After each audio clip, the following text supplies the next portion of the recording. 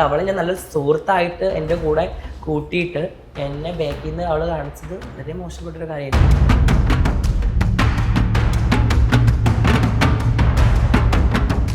അതിനെ വേറൊരു രീതിയിലാണ് കോൽക്കളി പോലെ അങ്ങനെയൊക്കെ പറഞ്ഞ് സംസാരിക്കുന്ന ആൾക്കാരുണ്ട്.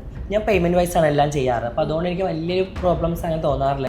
സപ്പോർട്ടായിട്ട് എൻ്റെ കൂടെ എല്ലാത്തിനും നിൽക്കുന്ന വ്യക്തിയാണ് ആഷി. ചെയ്യുന്ന എഫേർട്ടിനുള്ള പ്രതിഫലം തരുന്നുണ്ട്. ഞങ്ങളിപ്പോ അതേപോലെ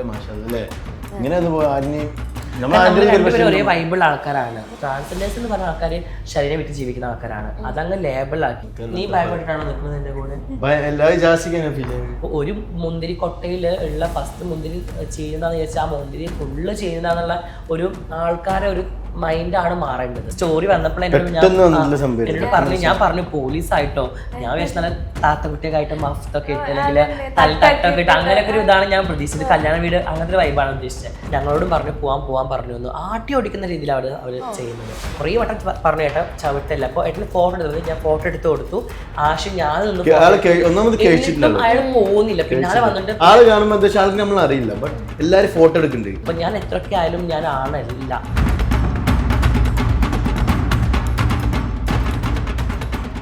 അൾട്രാ മോഡേൺ കിച്ചൺ ഡിവൈസസ്. ഒരു കിച്ചണിൽ വേണ്ട എല്ലാ ലേറ്റസ്റ്റ് ബ്രാൻഡുകളും ഇവിടെയുണ്ട്. ലോകോത്തര ബ്രാൻഡുകൾ, original products, wide range. MyG future. WhatsApp വഴി ഇംഗ്ലീഷ് പഠിക്കാൻ ഇംഗ്ലീഷ് കഫേ ഉള്ളപ്പോൾ ഇംഗ്ലീഷ് ഒരു വിഷയമേ അല്ല. English cafe, we present you the perfect English. WhatsApp now 9633388575. Hi, hello, നമസ്കാരം. ഇന്നൊരു നല്ല ബ്യൂട്ടിഫുൾ കപ്പിൾ എൻ്റെ കൂടെ ഉണ്ട്. നമസ്കാരം ജാസി, ജിസൽ. എന്തായാലും മഴയൊക്കെ ആയിട്ട് നമ്മുടെ ക്ഷണം സ്വീകരിച്ച് ഇവിടെ എത്തിയതിൽ ഒരുപാട് സന്തോഷമുണ്ട്. ഒത്തിരി തിരക്കിന്റെ ഇടയിൽ നിന്ന് അവിടെ എത്തിയെന്നറിയാം. അപ്പൊ എന്തുണ്ട് വിശേഷം? സുഖമായിട്ട് പോകുന്നു, ഹാപ്പി ആയിട്ട് പോകുന്നു. ഇവിടെ കൊച്ചി തന്നെ ഉണ്ട്. ഇപ്പൊ കുറച്ച് കാലങ്ങളായിട്ട് കുറച്ച് മാസങ്ങളായിട്ട് കൊച്ചി ഇവിടെ കുറച്ച് വർക്കും കാര്യങ്ങളൊക്കെ അങ്ങനെ പോകുന്നുണ്ട്. എങ്ങനെയുണ്ടായിരുന്നു പെരുന്നാളും വിഷുവും കാര്യങ്ങളൊക്കെ? പെരുന്നാൾ നല്ല അടിപൊളിയായിരുന്നു, വിഷു അടിപൊളി തന്നെയായിരുന്നു.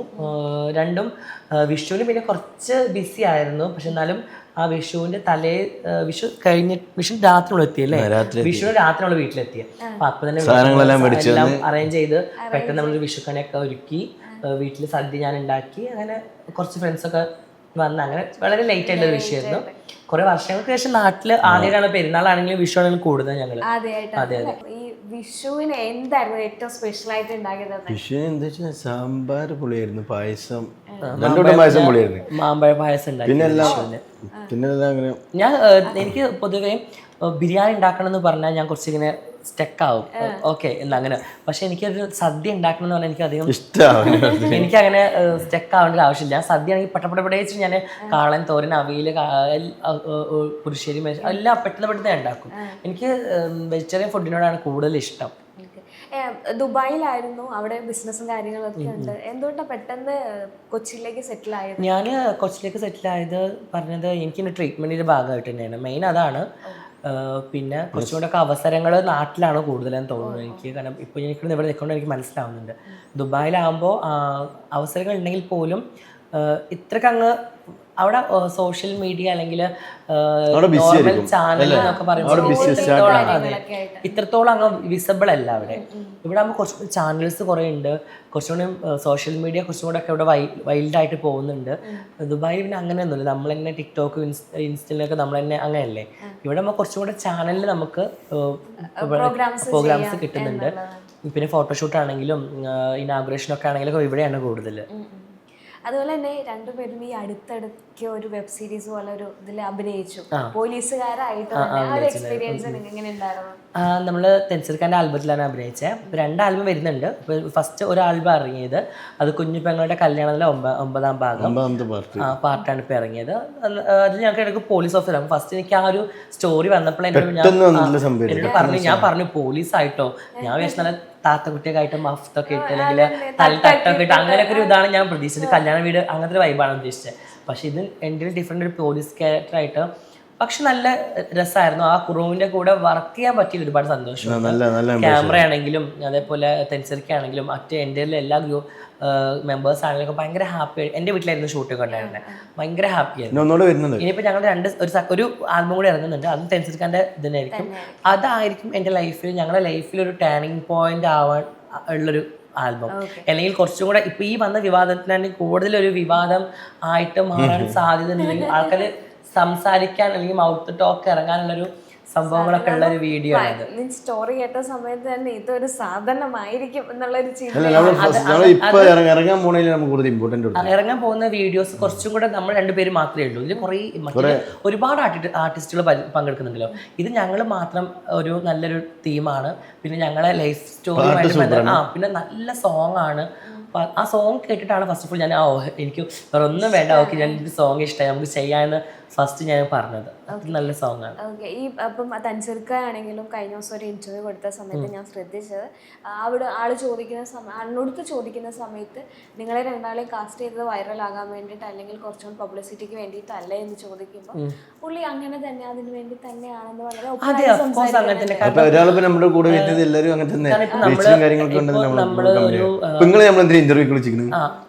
അതേപോലെ തന്നെ ഇപ്പൊ നമ്മൾ പറയുകയാണെങ്കിൽ ഒരു ഇനാഗുറേഷന് കുറച്ച് പോപ്പുലർ ആയിട്ടുള്ള ആളെ വേണം, അല്ലെങ്കിൽ ഒരു ഫംഗ്ഷന് കുറച്ചുകൂടെ.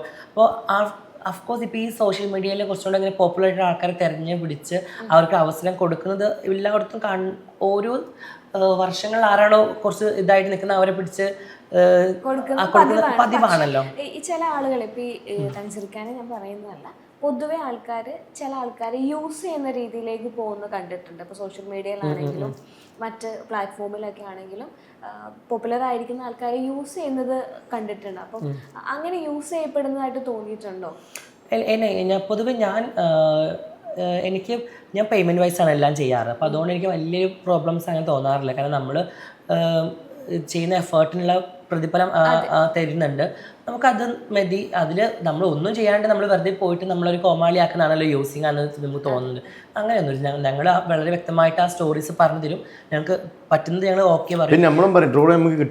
അല്ലാത്ത സ്റ്റോറീസ് ഒക്കെ ആണെങ്കിൽ നമുക്ക് വേണ്ട, ഇത് ഇങ്ങനെ ആയി കഴിഞ്ഞാൽ നെഗറ്റീവ് ആവും, നമുക്ക് ഇങ്ങനെ ചെയ്തുകൂടെ എന്നൊക്കെ പറഞ്ഞ് നമ്മളും തിരുത്താറൊക്കെ ഉണ്ട്. പിന്നെ അങ്ങനെ യൂസിനായിട്ട് തോന്നിയിട്ടില്ല. സർജറിയുടെ കാര്യം പറഞ്ഞു, ട്രീറ്റ്മെന്റിന്റെ കാര്യം പറഞ്ഞു. എന്താണ്, എവിടം വരെ എത്തി? സർജറി ഇപ്പോൾ ഞാൻ ലേസർ ട്രീറ്റ്മെൻറ്റ് സ്റ്റാർട്ട് ചെയ്ത് അത് ഓൾമോസ്റ്റ് തീരാറായി. ഹോർമോൺ ഇപ്പോൾ എടുക്കുന്നുണ്ട്. പിന്നെ ഇനിയിപ്പോൾ ബാക്കിയുള്ള സർജറി സ്റ്റെപ്പ് എടുക്കണം. ബാക്കിയുള്ള സർജറി പിന്നെ അതിൻ്റെ ഇടയ്ക്ക് എനിക്ക് എൻ്റെ ജോലിയും എൻ്റെ പ്രൊഫഷനും നോക്കണം. അപ്പോൾ എല്ലാം കൂടെ ഒരു ഗ്യാപ്പ് എടുത്ത് കഴിഞ്ഞാൽ ഇപ്പോൾ അത്യാവശ്യം നമുക്ക് നന്നായിട്ട് പബ്ലിസിറ്റി കിട്ടുന്നൊരു സമയമാണ്. അപ്പോൾ ഈ സമയത്ത് ഗ്യാപ്പ് എടുക്കേണ്ട, കുറച്ചുകൂടി കഴിഞ്ഞിട്ട് അങ്ങ് ഗ്യാപ്പ് എടുക്കാമെന്ന രീതിയിലാണ് ഞാൻ ഇപ്പോൾ കുറച്ച് ഡിലേ ആക്കി വെച്ചിരിക്കുന്നത്. ഞാൻ പറഞ്ഞു കേട്ടിട്ടുണ്ട് ഇതിനു മുമ്പ് സർജറി ചെയ്യാൻ ഭയങ്കര പേടിയാണ്, ഇപ്പോഴും പേടി എനിക്ക് ആയതുകൊണ്ട് ഭയങ്കര പേടിയാണ്. പക്ഷെ ഇപ്പോഴും പേടിയാണെങ്കിലും പക്ഷെ ഒരു ലൈഫിൽ ഒരു വേറൊരു തലത്തിലേക്ക് എത്തണം. ഞാൻ മെയിനായിട്ട് ഫോക്കസ് ചെയ്യുന്നൊരു കാര്യം എന്ന് പറയുന്നത്, എനിക്ക് സർജറി ചെയ്ത് ഒരു പെൺകുട്ടിയാവുക, എൻ്റെ സ്വപ്നങ്ങളെല്ലാം UAE-ലാണ്. അപ്പോൾ എനിക്ക് UAE-ൽ ഒരു സ്ത്രീ ആയിട്ട് തന്നെ ഒരു സ്ത്രീ പാസ്പോർട്ടിൽ UAE-ൽ പോയി ഇറങ്ങുക, എൻ്റെ ബിസിനസ് അവിടെ വീണ്ടും ഒന്നുകൂടെ റീഓപ്പൺ ചെയ്യുക, ഒരാളെ പേടിക്കാണ്ട് നമുക്ക് വർക്ക് ചെയ്യാൻ വേണ്ടി പറ്റുക. അതാണ് എൻ്റെ വലിയൊരു സ്വപ്നം. അപ്പം അതിന് വേണ്ടിയിട്ട് ഞാൻ ഒരുപാട് പേര് സഹിച്ചു, ഇനിയും ഞാൻ സഹിക്കാൻ എനിക്ക് കുഴപ്പമില്ല. ആ ഒരു ലെവലാണ് ഞാൻ. അല്ല, കേട്ടിരിക്കുന്നത് ഭയങ്കര പേടിയുള്ള ഒരു വ്യക്തിയാണ്, സർജറിനെ പേടിയാണ്, സൂചിനെ പേടിയാണ്, ഒക്കെ ഉള്ളതാണ്. പക്ഷെ ലൈഫില് സാക്രിഫൈസ് ചെയ്യാണ്. അതെ, കാരണം നമ്മളൊരു ഡ്രീം അച്ചീവ്മെന്റ് ചെയ്യാന്ന് പറഞ്ഞാൽ അത് വളരെ വലിയൊരു കാര്യമാണ്. നമ്മളൊരു ഡ്രീമിലേക്ക് എത്തുക, അല്ലെങ്കിൽ നമ്മൾ വിചാരിച്ച ഡ്രീമിലേക്ക് നമ്മൾ എത്തണമെങ്കിൽ ഒരുപാട് പ്രയാസങ്ങളും വേദനകളും പ്രയാസങ്ങളും ഒക്കെ നേരിടേണ്ടി വരും. ഒരുപാട് അങ്ങനത്തെ ഒരു ഘട്ടത്തിലൂടെ പോയിക്കൊണ്ടിരിക്കുകയാണ് ഞാൻ. അപ്പം അതുകൊണ്ട് എനിക്ക് അത് ഒരു പെയിൻ ആണെങ്കിൽ പോലും അതിൻ്റെ മനസ്സിൽ എനിക്ക് വലിയൊരു ഡ്രീമിലേക്ക് എത്താനുള്ളൊരു ഇതായിട്ട് മാത്രമേ ഞാൻ കാണുന്നുള്ളൂ. ഇപ്പം ഈ ആരെയും പേടിക്കാതെ ജീവിക്കുക, അല്ലെങ്കിൽ അവിടെ സെറ്റിൽ ആകാൻ ഉദ്ദേശിക്കുന്നത് വിദേശത്താണ്, അപ്പൊ അവിടേക്ക് എത്തണം. UAE-ൽ എപ്പോഴും അറിയാലോ, UAE-ൽ ട്രാൻസ് അലൗഡ് അല്ല. അതെ, അതാണ് ഞാൻ പറഞ്ഞു വന്നത്. ഇപ്പൊ ഒരു പുതിയ സിനിമ ഇറങ്ങിയപ്പം അവിടെ ട്രാൻസ് വുമന്റെ കട്ട് ചെയ്തിട്ടാണ് അവിടെ. അതൊന്നും ആലോചിക്കണം, അത്രയും ട്രാൻസിന് അവിടെ അലൗഡ് അല്ലാത്തൊരു കൺട്രിയാണ്. അപ്പോൾ അങ്ങനത്തെ ഒരു കൺട്രിയിൽ നമ്മൾ ഇപ്പോൾ എത്രയൊക്കെ ആയാലും ഞാനൊരു ആൺകുട്ടിയാണെന്ന് പറഞ്ഞ്, പക്ഷേ എങ്കിൽ പോലും എൻ്റെ സ്വഭാവ രീതികൾ അല്ലെങ്കിൽ എൻ്റെ മുഖത്ത് ഞാൻ മേക്കപ്പ് യൂസ് ചെയ്യുന്നതൊക്കെ ആയി അവിടെ നിൽക്കുന്ന സമയത്ത് ഒരുപാട് പ്രശ്നങ്ങൾ നേരിട്ടൊരു വ്യക്തിയും കൂടിയാണ് ഞാൻ. അപ്പോൾ അതുകൊണ്ട് ഒരു സ്ത്രീ ആയിട്ട് അവിടെ ഇപ്പോൾ ഒരുപാട് ട്രാൻസ് ആയ വ്യക്തികൾ സ്ത്രീ പാസ്പോർട്ടിൽ ദുബായിൽ വർക്ക് ചെയ്യുന്നുണ്ട്, നേഴ്സായിട്ട് വർക്ക് ചെയ്യുന്നുണ്ട്, നല്ല പ്രൊഫഷനിൽ വർക്ക് ചെയ്യുന്ന കുട്ടികൾ ഒരുപാട് പേര് എനിക്കറിയാം, ഞങ്ങളുടെ കമ്മ്യൂണിറ്റിയിലുള്ള കുട്ടികളറിയാം. അപ്പോൾ അവർക്കൊക്കെ ഒരു സ്ത്രീ എന്ന പരിഗണനയിലൂടെയാണ് അവിടെ കിട്ടുന്നത്. UAE സ്ത്രീകൾക്ക് ഭയങ്കര റെസ്പെക്റ്റ് കൊടുക്കുന്ന ഒരു സ്ഥലമാണ്. അപ്പോൾ എനിക്ക് തോന്നുന്നത് സ്ത്രീ ആയിട്ട് അവിടെ പോയി കഴിഞ്ഞാൽ എനിക്കും ആ ഒരു പരിഗണന കിട്ടും, എനിക്കും വേറൊരാളെയും പേടിക്കേണ്ടത്. അല്ലെങ്കിൽ ട്രാൻസ് ആയ ജാസി എങ്ങനെയാണ് UAE വർക്ക് ചെയ്യുന്നത്, അവൻ എന്തിനാണ് UAE വർക്ക് ചെയ്യുമ്പോൾ അവൻ ഡീപ്പോർട്ട് ചെയ്യണം, ഇപ്പോഴും ആൾക്കാർ അങ്ങനെ ചർച്ച ചെയ്തുകൊണ്ട് ഇരിക്കുകയാണത്. ഞാൻ ഡീപ്പോർട്ട് ആയിട്ടാണ് ഇപ്പോൾ നാട്ടിലേക്ക് എത്തിയുള്ളതെന്നൊക്കെ പറഞ്ഞു. ഞാൻ ഡീപ്പോർട്ടല്ല, ഞാൻ എൻ്റെ വിസ തീർന്നിട്ടാണ് നാട്ടിലേക്ക് വന്നിട്ടുള്ളത്. നാട്ടിൽ വന്നിട്ടാണ് എൻ്റെ വിസ തീരുന്നത്. അപ്പോൾ എനിക്ക് തിരിച്ച് ഇനി പെൺകുട്ടിയായിട്ട് ഒരു സ്ത്രീ പാസ്പോർട്ടിൽ UAE പോകണം എന്നൊരു ഒരു വലിയ സ്വപ്നം കാണുന്നൊരു വ്യക്തിയാണ് ഞാൻ. നാട്ടിലാകുമ്പോൾ നമുക്ക് ഇങ്ങനത്തെ പ്രശ്നങ്ങൾ വരുമ്പോൾ ഗവൺമെന്റിനോട് നമുക്ക് ചോദ്യം ചോദിക്കാം, അല്ലെങ്കിൽ അതിന് വേണ്ടിയിട്ട് ഫൈറ്റ് ചെയ്യാം. പക്ഷെ വിദേശത്ത് അങ്ങനെ ഒരു ഓപ്ഷൻ ഇല്ല, രാജഭരണമാണ്. എപ്പോഴെങ്കിലും ചിന്തിച്ചിട്ടുണ്ടോ ഇത് എങ്ങനെ ഒന്ന് സോൾവ് ചെയ്യാം, അല്ലെങ്കിൽ എങ്ങനെ ഒന്ന് മാറ്റിയെടുക്കാൻ?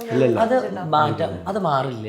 കാരണം അത് UAE ഭരണം എന്ന് പറയുമ്പോൾ ദുബായ് ഭരണം എനിക്ക് ഭയങ്കര ഇഷ്ടമാണ്, ഭയങ്കര റെസ്പെക്റ്റ് ആണ് എനിക്ക്. ആ ഒരു കൺട്രിയിൽ കുറച്ച് കാലെങ്കിലും ജീവിക്കാൻ പറ്റി, ഭയങ്കര അടിപൊളിയാണ്. എനിക്ക് ഇപ്പോഴും ഞാൻ എപ്പോഴും ആശയോട് പറയുന്നത് ഭയങ്കരമായിട്ട് ദുബായ് ലൈഫ് ഞങ്ങൾക്ക് മിസ് ചെയ്യുന്നത് ഞങ്ങൾ പറയാറുണ്ട് സത്യം പറഞ്ഞാൽ. അപ്പോൾ അവിടെ ട്രാൻസിന് അലൗഡ് അല്ല, പക്ഷെ അത് ഖുറാൻ നിയമങ്ങൾ വെച്ചിട്ടാണല്ലോ, അപ്പം അതുകൊണ്ട് അത് മാറാൻ സാധ്യത കുറവാണ്. പക്ഷെ ദുബായിലൊക്കെ കുറച്ചൊക്കെ അങ്ങനെ ഒരു ഇത് വരുന്നുണ്ട്.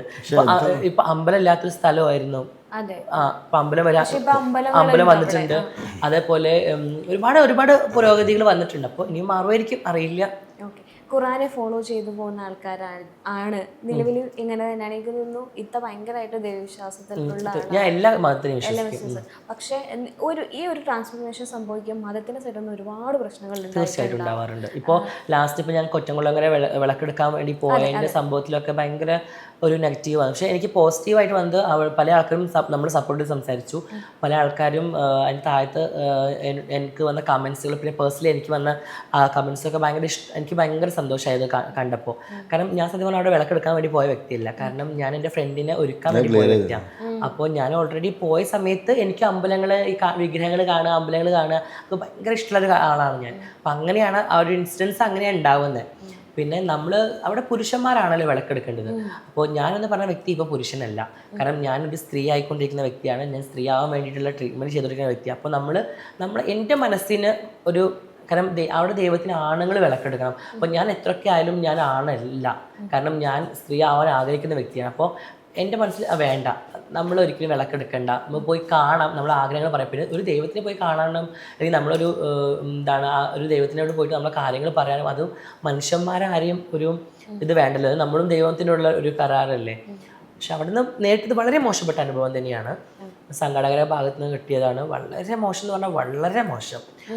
എനിക്ക് ഭയങ്കര വിഷമം. അപ്പോൾ ഞാനത് ആ ഒരു സംഭവം കഴിഞ്ഞ് ഞാൻ പുറത്ത് ഇറങ്ങിയപ്പോൾ തന്നെ എന്നോട് എൻ്റെ കമ്മ്യൂണിറ്റി വേണ്ടി 2 ആൾക്കാർ ഓടി വന്ന് പറഞ്ഞു, ഞങ്ങളോടും പറഞ്ഞു പോകാൻ പറഞ്ഞു എന്ന്. ആട്ടി ഓടിക്കുന്ന രീതിയിലാണ് അവർ ചെയ്യുന്നത്. ഇത് വളരെ ഒരു മോശപ്പെട്ട പരിപാടി തന്നെയാണ്. കമ്മിറ്റിക്കാരോട് അതുമായി ബന്ധപ്പെട്ട് ആരോടും സംസാരിച്ചില്ല? ഇല്ല, ഞങ്ങൾ ഫസ്റ്റ് ഡേ ഞങ്ങളോട് ഇങ്ങനെ പറഞ്ഞ ആൾക്കാർ സെക്കൻഡ് ഡേ എന്നെ കണ്ടപ്പോൾ എന്നോട് വന്ന് പറഞ്ഞു, സോറി മാഡം, ഞങ്ങൾ അറിയില്ലായിരുന്നു, ഞങ്ങൾക്ക് ഇങ്ങനെ പ്രശ്നമാവുന്നത്, ഇത്ര വൈറലാവുന്നുള്ളത് ഞങ്ങൾക്ക് അറിയില്ലായിരുന്നു, സോറി. വൈഫ് പറഞ്ഞപ്പോൾ ഒരുപാട് ചീത്ത പറഞ്ഞു, സോറി ഇട്ടെന്ന് പറഞ്ഞ് അങ്ങനെ മാപ്പൊക്കെ ചോദിച്ചു അവർ. അപ്പൊ തന്നെ കൂടെ ഒരു സെൽഫി എടുക്കാൻ വേണ്ടിട്ട് ഒരാള് വരുന്നുണ്ട്. അപ്പൊ വന്നിട്ട് അത് പിറ്റേ ദിവസമാണെന്ന് തോന്നുന്നു, അടുത്ത ദിവസം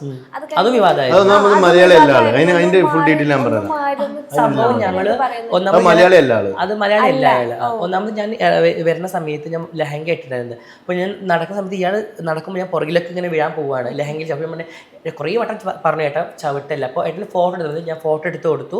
ആശയം ഞാൻ അയാൾ പോകുന്നില്ല, പിന്നാലെ വന്നിട്ട് ആള് കാണുമ്പോൾ എന്താ വെച്ചാൽ ആൾക്ക് നമ്മൾ അറിയില്ല, ബട്ട് എല്ലാരും ഫോട്ടോ എടുക്കുന്നുണ്ട്. അപ്പൊ എല്ലാരും ഫോട്ടോ എടുക്കുമ്പോൾ ആളുടെ നമ്മൾ വേറെന്തോ ആണെന്ന് 2-3 എടുത്ത് പിന്നെ ആള് കഴിച്ചിട്ട് ബാക്കിൽ ഇങ്ങനെ നടന്നു പിന്നെ നമ്മള് സംസാരിക്കുമ്പോൾ മനസ്സിലായി. പിന്നെ ആരായാലും അങ്ങനെ പ്രതികരിക്കുള്ളൂ. അതിന് കുറെ ആൾക്കാർ ഇത് ട്രോൾ എല്ലാം ചെയ്തിട്ടുണ്ട്. ഞാൻ പ്രതികരിച്ചിട്ടില്ല. ഞാൻ എന്റെ ചേട്ടൻ ചവിട്ടല്ലേ എന്ന് പറഞ്ഞു.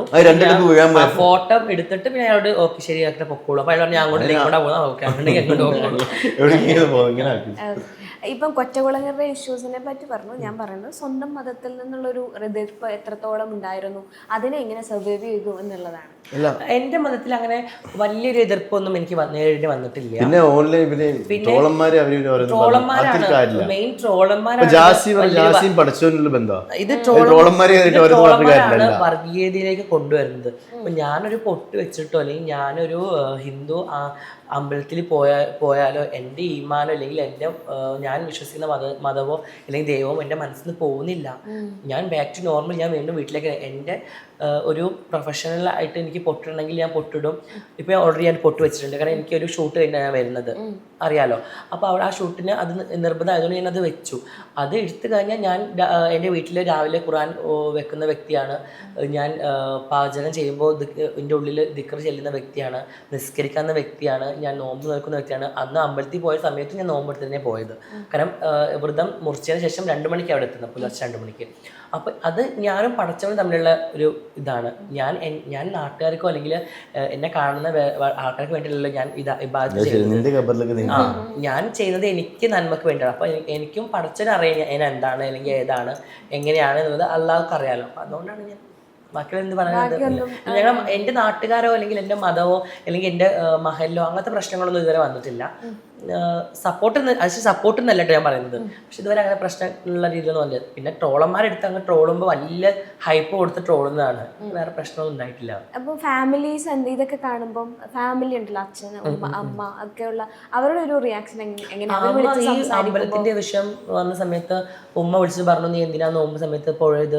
അഫ്കോഴ്സ് ഞങ്ങൾ മലപ്പുറക്കാരാണ്, പ്രത്യേകിച്ച് മുസ്ലിംസ് ആണ്, അഫ്കോഴ്സ് എന്തായാലും പറയുമല്ലോ, അവരെന്തായാലും പറയുമല്ലോ. അപ്പൊ ഉമ്മ വിളിച്ച് പറഞ്ഞു, നീ എന്തിനാ പോയത്, ഈ നോമ്പിന്റെ സമയത്ത് നീ പോകണ്ടായിരുന്നു അങ്ങനെയൊക്കെ പറഞ്ഞു. ഞാൻ പറഞ്ഞു സോറി ഞാൻ പോവില്ല, ഞാൻ ഇങ്ങനെ ഒരു എൻ്റെ ഫ്രണ്ടിനെ ഒരുക്കാൻ വേണ്ടി പോയതാണ്, അപ്പൊ എനിക്ക് ഇങ്ങനെ കാണണമെന്ന് വിചാരിച്ചു ഞാൻ പോയി കണ്ടതാണ്, അത്ര മാത്രം. അത്ര ഇപ്പം സർജറി ഒക്കെ ചെയ്യുന്ന ആളുകളെ പറ്റി പറയാറുണ്ട്. സത്യത്തിൽ എനിക്ക് പേടിയായിരുന്നു, നിങ്ങൾ ട്രാൻസ് വുമൻസിനെ ഒക്കെ കാണുമ്പോൾ എനിക്കൊരു പേടി ഉണ്ടായിരുന്നു. അത് എൻ്റെ പേടി മാറ്റി തന്നത് നാദ്രയാണ്. നാദ്രയായിട്ട് ഞാൻ ഭയങ്കര സുഹൃത്താണ്. അപ്പം അങ്ങനെ സംസാരിക്കുന്ന സമയത്ത് 2 തരത്തിൽ സർജറി ചെയ്യുന്ന ആൾക്കാരുണ്ട്. ഡൗൺ സർജറിയും ചില ആൾക്കാർ ഡൗൺ സർജറി ചെയ്യില്ല എന്നുള്ള. അപ്പം അതുമായി ഇങ്ങനെ സംസാരിച്ച് അല്ലെങ്കിൽ ഞാൻ കമന്റ്സ് ഒക്കെ നോക്കിയ സമയത്ത് ഈ അപ്പ് സർജറി ചെയ്തിട്ട് ഡൗൺ സർജറി ചെയ്യാത്ത ആൾക്കാരുണ്ട്. അപ്പോൾ അവരെ എന്ത് പേരിട്ട് വിളിക്കും? ഭയങ്കര മോശമായിട്ട് എനിക്കിപ്പോൾ അത് പറയാൻ പറ്റുമെന്ന് അറിയില്ല, നിങ്ങൾ ഇത് മനസ്സിലാക്കുമെന്ന് വിചാരിക്കുന്നു. അപ്പം ഇതെന്താണ്? അപ്പ് സർജറി ചെയ്തിട്ട് ഡൗൺ സർജറി ചെയ്യാതെ ഗേൾസിൻ്റെ ഡ്രസ്സൊക്കെ ഇട്ട് നടക്കുന്ന ആൾക്കാരെ എന്താ പറയുക? എന്തുകൊണ്ടായിരിക്കും അവരങ്ങനെ നടക്കുന്നത്? അപ്പം ഉള്ളിൽ ആഗ്രഹം ഉള്ളതുകൊണ്ടായിരിക്കാം ഗേൾസിൻ്റെ ഡ്രസ്സ് ഇട്ട് നടക്കുന്നത്. ഫസ്റ്റ് ഓഫ് ഓൾ അതൊരു വ്യക്തിപരമായ കാര്യമാണ്. ഇപ്പോൾ ഞാൻ ഡൗൺ സർജറി ചെയ്യണോ അല്ലെങ്കിൽ ഞാൻ അപ്പ് സർജറി ചെയ്യണോ, അതല്ലെങ്കിൽ ഞാൻ ഒരു സർജറി ചെയ്യേണ്ട സ്ത്രീ വേഷം അല്ലെങ്കിൽ പെണ്ണായിട്ട് നടക്കണോ എന്നുള്ളത് വ്യക്തിപരമായ കാര്യമാണ്. അത് പറയാൻ വലിയ ആളല്ല ഞാൻ, എങ്കിൽ പോലും ഞാൻ എൻ്റെ കാര്യങ്ങൾ പറയാം. ഞാനെന്ന് പറഞ്ഞ വ്യക്തി എന്ന് പറയുന്നത് നമ്മൾ ഒരു സെൽഫ് ഡിക്ലറേഷനാണ്. ഇപ്പോൾ നമുക്കറിയാം ഒരു ആണൊരിക്കലും ഒരു പെണ്ണിനെ ഡ്രസ്സ് ഇട്ട് നടക്കില്ലല്ലോ. ഒരു അടിപൊളി ഒരു ഉശിരുള്ള ഒരാണ് സാരി എടുത്ത് നടക്കുമോ? ഒരിക്കലും നടക്കത്തില്ല. കാരണം അവരുടെ മനസ്സിൽ സ്ത്രീത്വം ഉള്ളതുകൊണ്ടും ഉള്ളിലൊരു സ്ത്രീ ഉള്ളതുകൊണ്ടാണ് അവര് മനസ്സുകൊണ്ട് സ്ത്രീയാണ്, അവര് ഹോർമോണലി അവര് സ്ത്രീയാണ്. അവര് പേഴ്സണലി പറയുന്നതാണ്, സെൽഫ് ഡിക്ലറേഷനാണ്, ഞാൻ പുരുഷനല്ല, ഞാൻ സ്ത്രീയാണ് എന്ന് പറഞ്ഞാൽ അത് സ്ത്രീയാണ്. ഒരിക്കലും ഒരു ആണ് വന്നിട്ട് ഞാൻ സ്ത്രീയാണ് അല്ലെങ്കിൽ ഞാൻ ഒരു ട്രാൻസ് എന്ന് പറയില്ലല്ലോ. ആണുങ്ങൾ ലിപ്സ്റ്റിക് ഇടുമോ അല്ലെങ്കിൽ ആണുങ്ങൾ കണ്ണെഴുതോ? ഒരിക്കലും ചെയ്തിട്ടില്ല. പെണ്ണുങ്ങളാണ് ഇതൊക്കെ ചെയ്യുക. അപ്പോൾ എനിക്ക് ഇപ്പോഴത്തെ ജനറേഷനിൽ അത് പറയാൻ പറ്റില്ല. ലിപ്സ്റ്റിക് ഒക്കെ ഇടുന്നവർ ഉണ്ട്, സെൽഫ് കെയറിന്റെ ഭാഗമായിട്ട് ചെയ്യുന്ന ആൾക്കാരുണ്ട്. പക്ഷെ എൻ്റെ അഭിപ്രായത്തിൽ ഞാൻ നമ്മൾ ഒരു സെൽഫായിട്ട് നമ്മൾ പറയുന്നതാണ്. കാരണം ഞാൻ എന്താണെന്നുള്ളത് എനിക്കല്ലേ അറിയുള്ളൂ. അപ്പം ഞാനൊരു എനിക്ക് എൻ്റെ പെണ്ണുങ്ങളെ പോലെ സ്വഭാവം, ഞാൻ പെണ്ണുങ്ങളെ പോലെയാണല്ലോ, അപ്പം ഞാൻ സ്ത്രീയാണോ? ഞാൻ ആണുങ്ങളെ കാണുമ്പോൾ എനിക്ക് ആണുങ്ങളോടാണ് അട്രാക്ഷൻ വരുന്നത്, സ്ത്രീകളോട് അട്രാക്ഷൻ ഇല്ല. അപ്പോൾ അഫ്കോഴ്സ് നമുക്കറിയാം നമ്മൾ മറ്റുള്ള പോലെയല്ല, നമ്മൾ ഉള്ളിൽ സ്ത്രീത്വമുള്ള ആൾക്കാരാണ്, നമ്മളൊരു ട്രാൻസ് ആണെന്നത് അഫ്കോഴ്സ് നമുക്ക് തിരിച്ചറിയാൻ പറ്റും. അപ്പോഴാണ് നമ്മൾ സെൽഫ് ഡിക്ലറേഷൻ ചെയ്ത് ഞാൻ ഒരു ട്രാൻസ് ആണെന്ന് പറഞ്ഞ് മുന്നോട്ട് വരുന്നത്. പക്ഷെ ചില ആൾക്കാരുണ്ട് എല്ലാം അറിഞ്ഞിട്ട് പോലും ഫാമിലിക്ക് വേണ്ടി ജീവിക്കുന്ന ഒരുപാട് പേരുണ്ട്. അപ്പോൾ ഈവൻ ഞാനാണെങ്കിലും കുറേ അങ്ങനെ തന്നെയായിരുന്നു. കാരണം എനിക്ക് എൻ്റെ ഫാമിലി നോക്കണമായിരുന്നു, ഞാൻ വർക്ക് ചെയ്യുന്ന സ്ഥലം ദുബായിലായിരുന്നു. എനിക്ക് അവിടുത്തെ റൂൾസ് ആൻഡ് റെഗുലേഷൻസ് നോക്കണമായിരുന്നു. അതുകൊണ്ടൊക്കെ ആയിരുന്നു ഞാൻ എൻ്റെ കാര്യങ്ങൾ പറയാണ്ട് കുറച്ച് കഴിഞ്ഞിട്ട് പറയും. പക്ഷേ എന്നെ പേഴ്സണലി അറിയുന്ന ആൾക്കാർ അല്ലെങ്കിൽ എൻ്റെ ഫ്രണ്ട്സുകൾക്ക് അറിയാം ഞാൻ എന്താണെന്നുള്ളത്. അല്ലെങ്കിൽ എനിക്ക് അറിഞ്ഞിട്ട് പോലും ചില സമയത്ത് നമ്മൾ മിണ്ടാണ്ട് മൗനം പാലിക്കുന്ന സമയങ്ങൾ ഉണ്ടാവുന്നുണ്ട്. അങ്ങനത്തെ കുറേ ആൾക്കാർ ഇപ്പോഴും ഉണ്ട് കേട്ടോ. തുറന്ന് പറയാൻ പേടിച്ച് ഫാമിലി, സമൂഹം, അവർ വർക്ക് ചെയ്യുന്ന ഉന്നത പദവി ഒക്കെ വെച്ച് നോക്കിയിട്ട് ഇപ്പോഴും ജീവിതം ഹോമിക്കുന്ന ആൾക്കാരുണ്ട്. ഞാൻ കുറേയൊക്കെ ലൈഫ് അങ്ങനെ തന്നെയായിരുന്നു. പിന്നെ എനിക്ക് തോന്നി വൈ നോട്ട്, എന്തുകൊണ്ട് നമ്മൾ ഒരു ലൈഫേ ഉള്ളൂ, നമുക്ക് നമ്മൾ ജീവിച്ച് ആഗ്രഹിച്ച പോലെ ഒരു ജീവിതം വേണം എന്ന് വിചാരിച്ചിട്ടാണ് പിന്നെ ഞാൻ കമ്മൗട്ട് ചെയ്ത് ഞാൻ വന്നത്. അപ്പോൾ തന്നെ എൻ്റെ ഫാമിലി സെറ്റിലായി, എല്ലാവരും ഓക്കെ ആയതിന് ശേഷം ഫാമിലി, എൻ്റെ ചേച്ചിമാരൊക്കെ കല്യാണം കഴിഞ്ഞു, അവരൊക്കെ ലൈഫിൽ ഓക്കെ ആയതിന് ശേഷമാണ് ഞാൻ എൻ്റെ ലൈഫിലേക്ക് പിന്നെ ഞങ്ങൾ മുന്നോട്ട് വന്നത്. അതുവരെ ഞങ്ങൾ ലൈക്ക് ഒരുമിച്ച് ജീവിക്കുന്നുണ്ട്. പക്ഷേ എങ്കിൽ പോലും തുറന്ന് പറയാൻ എനിക്ക് പേടിയായിരുന്നു. കാരണം ഞാൻ ദുബായിലായതുകൊണ്ട് നമുക്ക് ഒരുപാട് ശത്രുക്കൾ ഉണ്ടാവും. കാരണം ദുബായിലായതുകൊണ്ട് പറയാൻ പേടിയായിരുന്നു സത്യം പറഞ്ഞാൽ. കാരണം ഞാനൊരു ട്രാൻസ് ആണെന്ന് ദുബായിൽ അറിഞ്ഞു കഴിഞ്ഞാൽ ദുബായിൽ ഉണ്ടാവുന്ന പ്രശ്നങ്ങളും എന്നെ പിന്നീട് എനിക്ക് ആ നാട്ടിലേക്ക് പോകാൻ പറ്റാത്ത രീതിയൊക്കെ ആവും. ഇപ്പം ആദ്യമേ ഒരു ആണിന്റെ പാസ്പോർട്ടിൽ അല്ലെങ്കിൽ താമസിച്ചു, അതുകൊണ്ടാണ് പ്രശ്നം. ശരിക്കും എന്താ സംഭവം ചോദിച്ചാൽ, ജാസി ഫസ്റ്റ് ഒരു ലേഡീസിന്റെ പാസ്പോർട്ടിൽ ആണെന്ന് ബോഡിയിലാണ്, ലേഡീസിന്റെ പാസ്പോർട്ടിൽ പോയാൽ കുഴപ്പമില്ല. ഞാൻ ആണായിട്ടാണല്ലോ ഫസ്റ്റ് ആൺകുട്ടിയായിട്ട് പോയല്ലോ. എന്റെ സംശയം ഇതാണ്, ആദ്യമേ ആണിന്റെ പാസ്പോർട്ടിലാണ് അവിടെ അത്രയും വർഷം ജീവിച്ചത്. അവിടെ നിന്ന് ഇപ്പൊ തിരികെ വന്നു, നാട്ടിൽ വന്നു. ഇനി പോണത് പെണ്ണിന്റെ പാസ്പോർട്ടിലാണ്. പക്ഷെ പേര് മാറ്റിയിട്ടില്ല, അഡ്രസ്സും മറ്റു കാര്യങ്ങളും മാറ്റിയിട്ടില്ല എന്നുള്ളതാണ് എന്റെ വിശ്വാസം. അപ്പൊ ഈ അവസരത്തിൽ വീണ്ടും ഒരു ക്വസ്റ്റ്യൻ മാർക്ക് വരും, അല്ലെങ്കിൽ അതിന്റെ പുറത്ത് എൻക്വയറി വരും, അങ്ങനെ എന്തെങ്കിലും സാധ്യതകൾ ഉണ്ടാവില്ല? തീർച്ചയായിട്ടും ഉണ്ടാവും. ഇപ്പോൾ ഒരുപാട് ഇപ്പോൾ എൻ്റെ ഫ്രണ്ട്സ് ആദ്യം ദുബായിൽ വർക്ക് ചെയ്ത ആണായിട്ട് വർക്ക് ചെയ്ത പല ഫ്രണ്ട്സും നാട്ടിൽ വന്ന് സർജറി എല്ലാം കഴിഞ്ഞ് ഫ്രീ പാസ്പോർട്ടിലാണ് തിരിച്ച് ദുബായിലേക്ക് പോകുന്നത്. അഫ്കോഴ്സ് ചോദ്യം വരും. അഫ്കോഴ്സ് അവിടെ ഐ ടെസ്റ്റും കാര്യങ്ങളൊക്കെ ചെയ്ത് ഓൾറെഡി നമ്മൾ ആണായിട്ടുള്ളപ്പോഴും നമ്മൾ ഐ ടെസ്റ്റ് വെച്ചിട്ടുണ്ടാവും. പെണ്ണായിട്ട് പോകുമ്പോൾ നമ്മൾ കണ്ണ് മാറ്റി വെക്കാനൊന്നും പറ്റത്തില്ല, കണ്ണിന്റെ സെയിം ടെസ്റ്റ് തന്നെ കാണാം. അപ്പൊ അവർക്ക് ഓൾറെഡി ആ സിസ്റ്റത്തിൽ വളരെ അപ്ഡേറ്റഡ് ആണ് അവർ. സിസ്റ്റത്തിൽ മനസ്സിലാവും നമ്മൾ ഫുൾ പേപ്പേഴ്സ്, നമ്മുടെ ഡോക്ടേഴ്സിന്റെ ഡീറ്റെയിൽസും കാര്യങ്ങളും നമ്മൾ ബയോളജിക്കലി പെൺകുട്ടി ആയി മാറി എന്നുള്ള ഡോക്ടർ സർട്ടിഫിക്കറ്റും കാര്യങ്ങളൊക്കെ ഉണ്ടെങ്കിൽ മാത്രമാണ് അതും ഒരു ദിവസമൊക്കെ പിടിക്കും ഈ ഒരു ചെക്കിങ്ങും കാര്യങ്ങളൊക്കെ. അതെല്ലാം അവിടെ ഇമിഗ്രേഷൻ ഡോക്ടേഴ്സ് ഉണ്ടാവും, അവരെല്ലാം വന്ന് ഓക്കെ പറഞ്ഞതിന് ശേഷം മാത്രമേ നമുക്ക് UAE നമുക്ക് ഇറങ്ങാൻ പറ്റത്തുള്ളൂ. അല്ലെങ്കിൽ തിരിച്ചപ്പം തന്നെ തിരിച്ചയക്കും. അങ്ങനെ ഫ്രീ ആയി പോയിട്ട് തിരിച്ചയച്ച കേസും ഉണ്ടായിട്ടുണ്ട്, അങ്ങനെയുണ്ട്. അതേപോലെ തന്നെ ഇപ്പം സ്ത്രീ ആയ അവസരം പറഞ്ഞിട്ടുണ്ട്. പക്ഷെ ഏതൊരു മൊമെന്റിലാണ് എനിക്കിനി പുരുഷന്റെ ഐഡന്റിറ്റിയിൽ നിൽക്കാൻ പറ്റില്ല, എനിക്ക് സ്ത്രീ ആയേ പറ്റുള്ളൂ, അല്ലെങ്കിൽ ഞാൻ സ്ത്രീ ആകണം എന്ന് ആഗ്രഹിക്കുന്ന ഒരു മൊമെന്റ് ഉണ്ടല്ലോ, ആ മൊമെന്റ് ഓപ്പൺ ആയിട്ട് ഫസ്റ്റ് ആരോടാ പറഞ്ഞത്? ഞാൻ ലൈക്ക് എൻ്റെ ഉപ്പ മരണപ്പെട്ടതിന് ശേഷമാണ്. കാരണം എനിക്ക് ഇനി ലൈക്ക് ഞാനേ ഉള്ളൂ, എനിക്കിനി പറയാൻ എൻ്റെ കാര്യങ്ങൾ പറയാൻ ഒരു പേടി ഉണ്ടായിരുന്ന ഒരു വ്യക്തി ഉപ്പയായിരുന്നു. ഉപ്പ മരണപ്പെട്ട് പോയപ്പോൾ പിന്നെ എനിക്ക് തോന്നി ഇനി പറയാം, ഉമ്മയോട് പറയാം, അങ്ങനെ പറഞ്ഞ് ഡിക്ലറേഷൻ ചെയ്ത വ്യക്തിയാണ്. ഇവൻ ഓൾറെഡി ആഷിനോട് പറഞ്ഞു. പക്ഷെ സർജറിനെ കുറിച്ച് ഞാൻ ഇപ്പോഴാണ് പ്ലാൻ ചെയ്യുന്നത്. അതുവരെ എനിക്ക് സർജറിനെ കുറിച്ച് ഞാൻ ബോധമല്ലായിരുന്നു. പിന്നെ കൊച്ചിയിൽ വന്നതിന് ശേഷമാണ് കുറേ ഫ്രണ്ട്സിനൊക്കെ കണ്ടു, എൻ്റെ പല ഫ്രണ്ട്സിനെ മീറ്റ് ചെയ്ത് അവരോടൊക്കെ ചോദിച്ച് സർജറി കാര്യങ്ങളൊക്കെ ചോദിച്ച് സമയത്താണ് പിന്നെ ഓക്കെ എന്നാൽ ചെയ്യാം. പിന്നെ എനിക്ക് തോന്നി ദുബായ് നന്നായിട്ട് മിസ്സിങ് ചെയ്യുന്നുണ്ട്. അപ്പോൾ ദുബായിലേക്ക് തിരിച്ച് റിട്ടേൺ പോകണം, എൻ്റെ ബിസിനസ് നോക്കണം, ഒന്നുകൂടെ എൻ്റെ ലൈഫ് സ്റ്റൈലൊക്കെ ഒന്നുകൂടെ അടിപൊളി ആക്കണം എന്നൊക്കെ വിചാരിച്ചിട്ടാണ്. അപ്പോൾ എന്തായാലും ദുബായിലേക്ക് പോകണമെങ്കിൽ അഫ്കോഴ്സ് നമ്മൾ പെണ്ണായിട്ട് തന്നെ പോകണമല്ലോ. അപ്പോഴാണ് പിന്നെ സർജറിനെ കുറിച്ച് അപ്പോഴാണ് പ്ലാൻ ചെയ്തത്. അപ്പം ഉമ്മയോട് പറയുന്ന ആ ഒരു മൊമെന്റ് ഉണ്ടല്ലോ, എന്താണ് ഉമ്മയുടെ റിയാക്ഷൻ? ഉമ്മ പറഞ്ഞത് അഫ്കോഴ്സ് എല്ലാം സാധാരണ അമ്മമാരൊക്കെ പറഞ്ഞ പോലെ, പ്രത്യേകിച്ച് ഞങ്ങൾ മലപ്പുറം അല്ലേ, ഇതൊന്നും പറ്റൂല, കുടുംബക്കാരെന്തെങ്കിലും പറയും, നാട്ടുകാർ പറയും, എനിക്ക് പ്രശ്നമൊന്നുമില്ല, നമുക്ക് വേദനയിൽ ഹോസ്പിറ്റലിൽ പോയി നോക്കാം, കാണിക്കാം, ഇതൊക്കെ മാറും, നീ ആൺകുട്ടികളുടെ കൂടെ നടന്നാൽ മതി, കളിച്ചാൽ മതി, ഫുട്ബോൾ കളിക്കാനും ജിമ്മിനൊക്കെ പോയാൽ മതി, ഒക്കെ റെഡി ആവുന്ന അങ്ങനെ തന്നെ സാധാരണ അമ്മമാർ പറഞ്ഞ പോലെ തന്നെയാണ് പറഞ്ഞത്, എല്ലാവരും ലൈഫിലുള്ള പോലെ തന്നെ. പക്ഷെ ഞാൻ പിന്നെ ഉമ്മക്ക് പറഞ്ഞ് മനസ്സിലാക്കി കൊടുത്തു, ഇല്ല അമ്മ അങ്ങനെ മാറൂല, ഇത് ഇങ്ങനെയല്ല അങ്ങനെയാണ് എന്നൊക്കെ പറഞ്ഞ് പിന്നെ ഉമ്മ ഇപ്പോൾ ഓക്കെയാണ്, ഇപ്പോൾ കുഴപ്പമില്ല. ഉമ്മേനെ ഓർക്കുമ്പോൾ മനസ്സിലേക്ക് ആദ്യം വരുന്ന ഒരു കാര്യം എന്തായിരിക്കും? ഉമ്മ അനുഭവിച്ച വിഷമങ്ങളായിരിക്കും ഫസ്റ്റ് വരിക.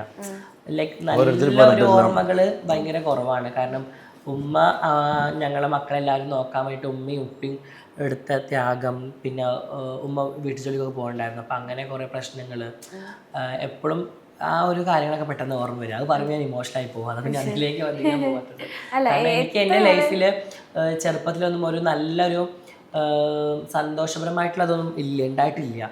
കാരണം ദാരിദ്ര്യമായിരുന്നു ആ സമയത്തൊക്കെ. അപ്പോൾ ഇപ്പോഴാണ് ഞങ്ങളൊക്കെ നോക്കിയായി വന്നത്. അപ്പോൾ ആ സമയത്ത് നല്ല മെമ്മറീസുകളൊക്കെ വളരെ കുറവാണ്. അവർ ഉമ്മ വീട്ടിൽ ജോലിക്ക് പോകുന്ന അവിടുത്തെ ആൾക്കാർ ഇടുന്ന ഡ്രസ്സും കാര്യങ്ങളും ബാഗും കുടയും ചെരുപ്പും ഒക്കെ ആയിരിക്കും ഞങ്ങളൊരു അഭയം.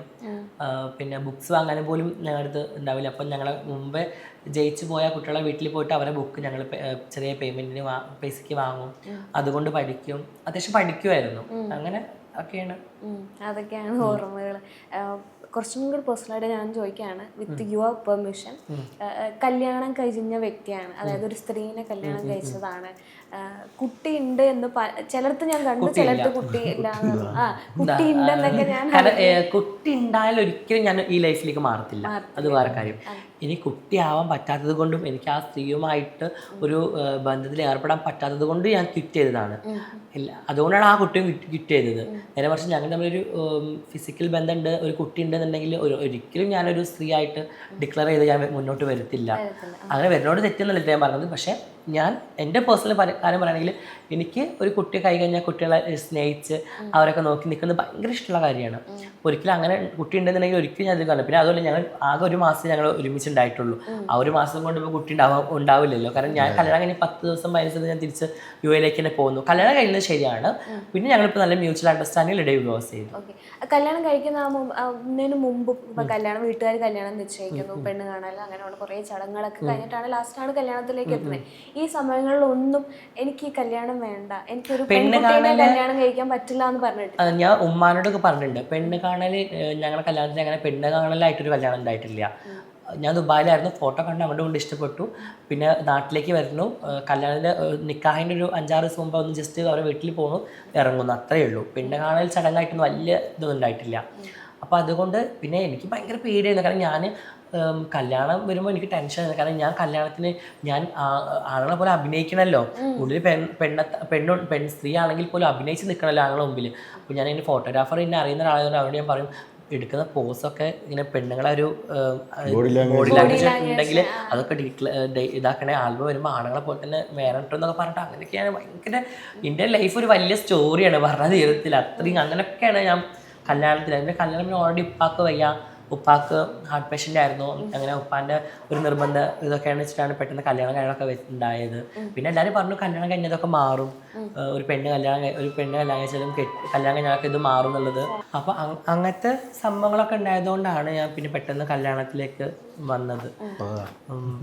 പിന്നെ എനിക്ക് ഭയങ്കര ടെൻഷനായിരുന്നു ആ ലൈഫ്. പിന്നെ ഞാൻ കാരണം നമ്മുടെ സ്വന്തം റൂമിലേക്ക് പോകാൻ തന്നെ നമുക്കൊരു മടി, കല്യാണം കഴിഞ്ഞ വീട്ടിലേക്ക്, കാരണം ആ കുട്ടീനെ എങ്ങനെ ഫേസ് ചെയ്യും, അങ്ങനെയൊക്കെ ഒരു പ്രശ്നം ഉണ്ടായിരുന്നു. പിന്നെ ആ കുട്ടിയുടെ എങ്ങനെ ഈ കാര്യം അവതരിപ്പിച്ചത്? ഞങ്ങൾ ഓൾറെഡി പറഞ്ഞു. ഞാൻ ഇങ്ങനെ, പിന്നെ അവൾക്കും ഓൾറെഡി വേറൊരാളായിട്ട് റിലേഷൻ ഉണ്ടായിരുന്നു തോന്നുന്നു. അപ്പം അങ്ങനെ ഇതിൻ്റെ തോന്നൽ മാത്രമാണേ. അപ്പോൾ ഞാൻ ഓൾറെഡി പറഞ്ഞു. അപ്പോൾ അവൾ ഓക്കെ ആയിരുന്നു. അങ്ങനെ മ്യൂച്വലായിട്ട് അണ്ടർസ്റ്റാൻഡിൽ പോവുക ചെയ്തത്. പിന്നെ കമന്റ്സിൽ ഞാൻ ഇങ്ങനെ ഈ ഒരു കല്യാണ വിഷയം ഇത് കുറേ മുമ്പ് പറഞ്ഞ കാര്യം. അപ്പോൾ ആ സമയത്ത് അതിന്റെ കമന്റ്സ് എടുത്ത് നോക്കുന്ന സമയത്ത് ഒരു പെണ്ണിന്റെ ജീവിതം കളഞ്ഞു, അങ്ങനെയുള്ള കുറേ നെഗറ്റീവ്. പെണ്ണിന്റെ ജീവിതം കളഞ്ഞു എന്ന് എനിക്ക് തോന്നുന്നില്ല. കാരണം ഞാൻ ആ കുട്ടീനെ നിക്കാഹ് കഴിഞ്ഞ് കുറച്ച് ഗ്യാപ്പ് ഉണ്ടായിരുന്നു. അപ്പോൾ ആ കുട്ടി +1 +2 പഠിക്കായിരുന്നു. പിന്നെ ഡിഗ്രി കംപ്ലീറ്റ് ചെയ്തു, ഡിപ്ലോമ കോഴ്സ് ചെയ്തു. ഇതൊക്കെ ഞാൻ തന്നെ ചെയ്തത്. പിന്നെ ചെയ്യിച്ചതും പിന്നെ നമുക്ക് മന്ത്ലി അവർക്ക് മാസം പേയ്മെന്റ് കൊടുക്കണമല്ലോ നിക്കാഹ് കഴിഞ്ഞുകൊണ്ട്. അങ്ങനെ അത്യാവശ്യം ഹെൽപ്പും കാര്യങ്ങളൊക്കെ ചെയ്തിട്ടുണ്ട്. പിന്നെ ഡൈവോഴ്സ് ചെയ്ത സമയത്തും ഞങ്ങൾ അത്യാവശ്യം നല്ലൊരു എമൗണ്ട് കൊടുത്തിട്ടാണ് മ്യൂച്വൽ അണ്ടർസ്റ്റാൻഡിങ്ങിൽ പിരിയുന്നത്. പിന്നെ ഞങ്ങൾ കൊടുത്ത സ്വർണ്ണങ്ങളെല്ലാം ഞങ്ങൾ തിരിച്ച് അങ്ങോട്ട് തന്നെ കൊടുത്തു. അതായത് ഞങ്ങൾ മെഹർ കൊടുത്ത അതൊന്നും ഞങ്ങൾ തിരിച്ച് വാങ്ങിയിട്ടൊന്നുമില്ല. അതൊക്കെ നമ്മൾ കൊടുത്തു. കാരണം ആ കുട്ടിക്ക് നാളെ ലൈഫ് ഉണ്ടായാൽ അത് ബെറ്റർ ആയിക്കോളൂ എന്ന് വിചാരിച്ചു. ഉമ്മ പറഞ്ഞു അതൊന്നും വാങ്ങണ്ട, ഒക്കെ അവൾക്ക് കൊടുത്തേക്കുന്നത്. അപ്പോൾ അതുകൊണ്ട് എനിക്ക് ഒരു പെണ്ണുടെ ജീവൻ നശിപ്പിച്ചു എന്ന് തോന്നാറില്ല. സപ്പോർട്ട് ചെയ്തേ ഉള്ളൂ. ഞാൻ ഇപ്പൊ കോണ്ടാക്ട് ഉണ്ടോ? ഇല്ല, ഞാൻ കോണ്ടാക്ട് ഇല്ല. ഉമ്മാനെ ഇടക്ക് വിളിക്കാറുണ്ടെന്ന് പറയാം. അതിപ്പോ സെറ്റിൽ ആയോ? കല്യാണം അവള് ഇപ്പോ ഓൾറെഡി വിദേശത്തേക്ക് പോവാണ്. കല്യാണം കഴിഞ്ഞിട്ടില്ല? അല്ല, കല്യാണം കഴിഞ്ഞിട്ടില്ല. ഇനി എനിക്കറിയില്ല. ഞാൻ പിന്നെ ചോദിക്കാറൊന്നുമില്ലല്ലോ. എനിക്കറിയില്ല. കല്യാണം കഴിഞ്ഞ ഇപ്പൊ അറിയില്ല. ഇപ്പൊ ഇവിടേക്ക് വരികയാണെങ്കിൽ ഒരു സുഹൃത്താണ്. ആണായിരുന്ന സമയത്തും സുഹൃത്താണ്, പെൺകുട്ടിയായ സമയത്ത് സുഹൃത്തുമാണ്, പാർട്ട്ണറുമാണ്. അപ്പോൾ ഈ ഒരു ജേർണി കൂടെ നിന്ന് സപ്പോർട്ട് ചെയ്ത് എല്ലാം വീക്ക് പോയിന്റും പ്ലസ് പോയിന്റും ഒക്കെ കണ്ട ഒരു വ്യക്തി എന്ന നിലയിൽ ഇപ്പം എന്താ പറയാനുള്ളത്? എന്താ പറയുന്നത് എനിക്ക് മനസ്സിലായില്ല. ഞങ്ങളിപ്പോൾ കുഴപ്പമില്ലാണ്ട് ഹാപ്പി ആയിട്ട് ഇങ്ങനെ പോകുന്നുണ്ട്. അതേപോലെ മാഷാഅല്ലാ അല്ലേ, ഇങ്ങനെ ഒന്ന് ഒരേ വൈബിൾ ആൾക്കാരാണ്.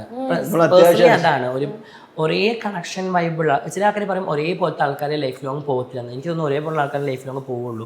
കണക്ഷൻ വൈസ് നന്നായിരിക്കണം രണ്ടുപേരും. ഇവൻ ഞങ്ങൾ രണ്ടുപേരും വീട്ടില് ഞങ്ങളുടെ റൂം ഞങ്ങൾക്ക് സ്വർഗ്ഗമാണ്. എവിടെ പോയാലും ഞങ്ങൾക്ക് റൂമിലെത്തി. ഞങ്ങൾക്ക് കോഴിക്കോടായിരുന്നു. അപ്പൊ ഞങ്ങൾക്ക് ഇന്നലെയും കൂടി ഷൂട്ട് ഉണ്ടായിരുന്നു. ആ ഷൂട്ട് പെട്ടെന്ന് എപ്പോഴും ഒരുമിച്ച് റൂമിൽ തന്നെ ഉണ്ടാവണം എന്നുള്ള തീർച്ചയായിട്ടും. ഇടയ്ക്ക് ദുബായിൽ വെച്ചിട്ട് നിങ്ങൾ തമ്മിലൊരു ഇഷ്യൂ ഉണ്ടായി. ഒരു നന്ദിനി എന്ന് പറഞ്ഞിട്ട് ഒരു പെൺകുട്ടിയുമായിട്ട് റിലേഷൻഷിപ്പിലാണ്. ആ കുട്ടിയിലേക്ക് പോകുന്നു, അടി ബഹള പ്രശ്നങ്ങളൊക്കെ ഉണ്ടായിരുന്നു. പിന്നീട് എവിടെയാണ് വീണ്ടും തിരിച്ച് ഇങ്ങോട്ടേക്ക് എത്തി? എങ്ങനെയാണ് പ്രോബ്ലം സോൾവ് ആയത്? ശരിക്കും സത്യാവസ്ഥ എന്താണ്? എനിക്കൊന്ന് ആ കാര്യം നിങ്ങൾ ഒരിടത്ത് പിന്നീട് പറയുകയാണെങ്കിൽ എൻ്റെ കൂടെ നിന്നിട്ട് എന്നെ ചതിച്ചത് തന്നെയാണ് സീരിയസ്ലി ആ പെൺകുട്ടി. പിന്നെ ഓഫ്കോഴ്സ് ആ പെൺകുട്ടി വളരെ മോശപ്പെട്ടൊരു പെൺകുട്ടിയാണെന്ന് ആശിക മനസ്സിലായപ്പോൾ തിരിച്ച് എൻ്റെ അടുത്തേക്ക് തന്നെ വന്നു. അത് മനസ്സിലാക്കി കൊടുക്കാൻ ഞാൻ കുറേ കഷ്ടപ്പെടേണ്ടി വന്നു. അങ്ങനെ നിങ്ങൾ തമ്മിൽ അടിയായി, ഒരാളുടെ കണ്ണിന്റെ അതൊക്കെ സീരിയസ്ലി ഉണ്ടായ സംഭവം തന്നെയാണ്. പക്ഷേ ദൈവം ഉണ്ടല്ലോ, സത്യം ഇന്നല്ലെങ്കിൽ നാളെ തെളിയുന്ന രീതിയിൽ ദൈവമുണ്ട്. ദൈവം കാണിച്ചു തന്നു. ദൈവം അവൾക്കും അതിനനുസരിച്ചുള്ള അത് കൊടുത്തു. അങ്ങനെ. പക്ഷെ പിന്നെ എനിക്ക് സത്യം പറഞ്ഞാൽ എൻ്റെ ലൈഫിൽ ഞാൻ എപ്പോഴും പറയാറുണ്ട്, എൻ്റെ ലൈഫിൽ കണ്ടു കഴിഞ്ഞാൽ എനിക്ക് വെടിവെച്ച് കൊല്ലാനുള്ള ദേഷ്യമാണ് ഇപ്പോഴും ഉണ്ട്. അത് സീരിയസ്ലി അത് എന്നോട് കാണിച്ച ഒരു വഞ്ചനയാണ്, ഒരു വിശ്വാസ വഞ്ചന.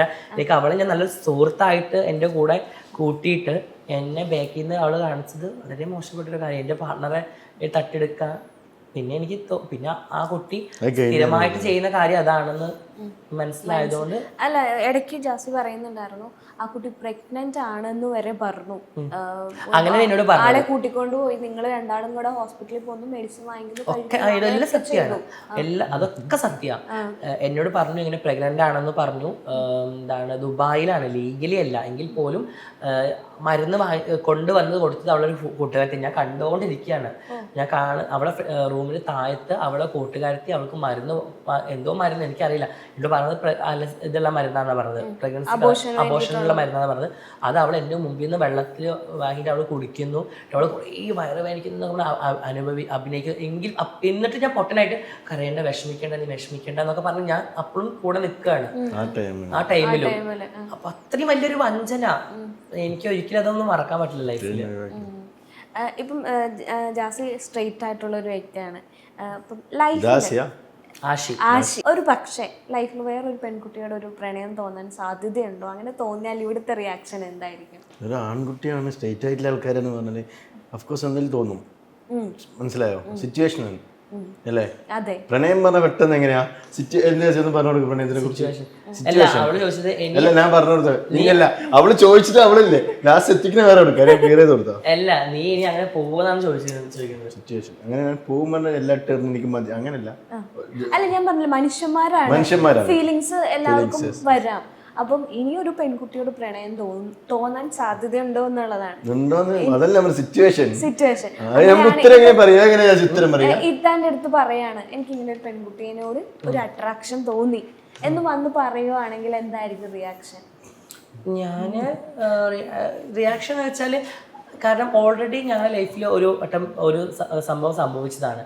പിന്നെ ഇപ്പൊ മരണം വരെ ആശയന്റെ കൂടെ ഉണ്ടാവും അല്ലെങ്കിൽ അത് എനിക്ക് ഇപ്പോൾ പറയാൻ പറ്റില്ല, അവനക്കായാലും പറയാൻ പറ്റില്ല. ഞാൻ ഉണ്ടാവുന്ന അവനക്കറിയാണ്ട്, അവൻ ഉണ്ടാവുന്ന എനിക്ക് പറയാൻ പറ്റില്ല. ലൈഫാണ്. ചില സമയത്ത് നമ്മൾ രണ്ടുപേർക്കും ഈ ലൈഫ് മുന്നോട്ട് കൊണ്ടുപോകേണ്ട എന്നുള്ള സംഭവം ഇല്ലാന്നുണ്ടെങ്കിൽ അഫ്കോഴ്സ് നമ്മൾ പിരിയും. പക്ഷെ ഞങ്ങള് എന്തൊക്കെ പറഞ്ഞാലും കുറച്ച് നേരം കാണാണ്ടിരിക്കുമ്പോൾ എൻ്റെ നെഞ്ചിലൊരു വേദന വരും, ഇവൻ്റെ നെഞ്ചിലൊരു വേദന വരുന്നുണ്ടെന്നുണ്ടെങ്കിൽ ദാറ്റ്സ് പ്യുവർ ലവ്. ഞങ്ങൾ അങ്ങനെയാണ്. ഞാൻ എൻ്റെ ഫ്രണ്ട്സിൻ്റെ അടുക്കലും പോയി കഴിഞ്ഞാൽ ഒരു 2-3 മണിക്കൂർ കഴിഞ്ഞാൽ ആശി വിളിയോട് എവിടെയാ വരുന്നില്ല വെച്ച് വിളിച്ചുകൊണ്ടിരിക്കും. ഇവൻ പുറത്ത് പോയാൽ ഞാനും അങ്ങനെ തന്നെ എവിടെയാ കാരണം അത്രയും ഒരു ബോണ്ടാണ്. പിന്നെ ബാക്കിയൊക്കെ ദൈവത്തിന്റെ കയ്യില്. ദൈവം വിചാരിക്കണത് മരണം വരെ മുന്നോട്ട് പോകാനുണ്ടെങ്കിൽ ഞങ്ങൾ മുന്നോട്ട് തന്നെ പോകും. അതല്ല ഇനി എല്ലാം ദൈവത്തിന്റെ കയ്യിലാണല്ലോ. എല്ലാവരും ആകാംക്ഷയോടെ കാത്തിരിക്കുന്ന ഒരു കാര്യം കൂടെ ഉണ്ട്. നിങ്ങളുടെ കല്യാണം. ഈ നിങ്ങളുടെ കല്യാണം ഒരു ഭയങ്കര ആഘോഷമായിട്ട് ഒത്തിരി ആളുകളൊക്കെ എത്തി നടത്തേണ്ട എല്ലാ പേരൻസിന്റെയും അനുഗ്രഹത്തോടെ അങ്ങനെ ഒരു മൊമെന്റ് ഉണ്ടാവും. എന്താണ് നിങ്ങളുടെ കല്യാണം? ഇപ്പൊ ഇൻഫ്ലുവൻസിന്റെ കല്യാണത്തിന് തിരക്കാണല്ലോ. അതിന് കല്യാണത്തിന്റെ കാണുമ്പോഴൊക്കെ സത്യം പറഞ്ഞാൽ കല്യാണം കഴിക്കാന്നൊക്കെ ഒരു തോന്നലൊക്കെ വരും. ഞങ്ങൾ ഓൾറെഡി ഞങ്ങളുടെ എൻഗേജ്മെന്റും നിക്കാവും കല്യാണമൊക്കെ ഓൾറെഡി കഴിഞ്ഞതാണ്.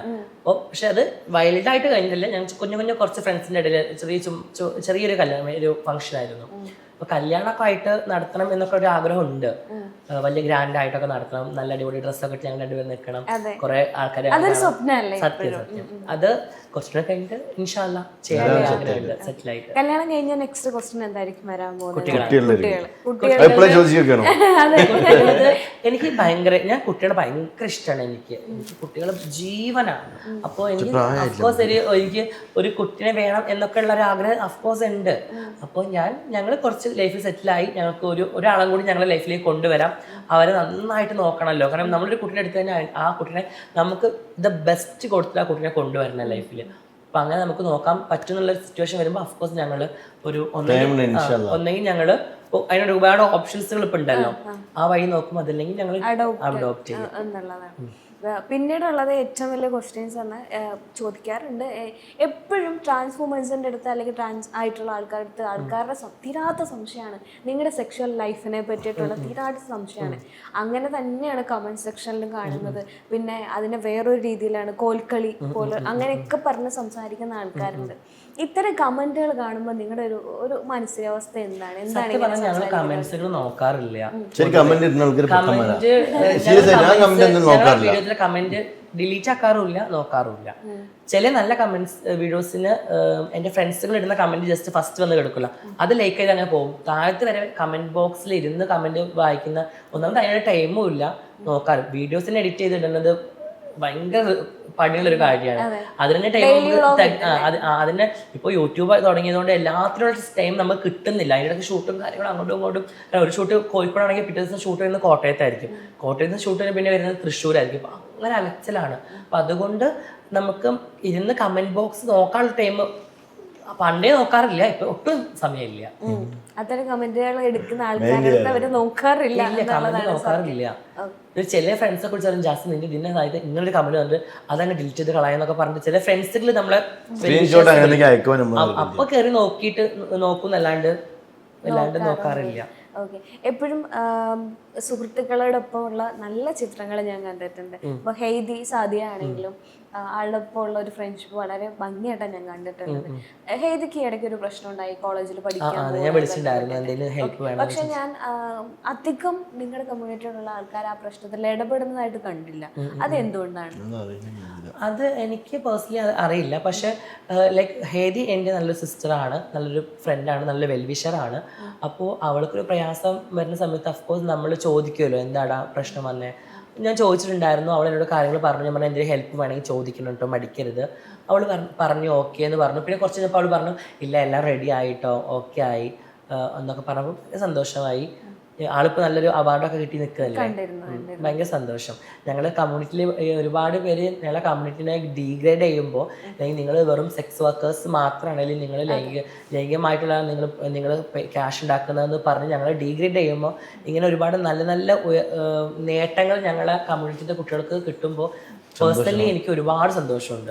കാരണം അതൊരു ലേബിളാക്കി കഴിഞ്ഞ് ട്രാൻസ്ജെൻഡേഴ്സ് എന്ന് പറഞ്ഞ ആൾക്കാർ ശരീരം വിറ്റ് ജീവിക്കുന്ന ആൾക്കാരാണ്. അതങ്ങ് ലേബിളാക്കി അങ്ങനെ ലേബിളാക്കി.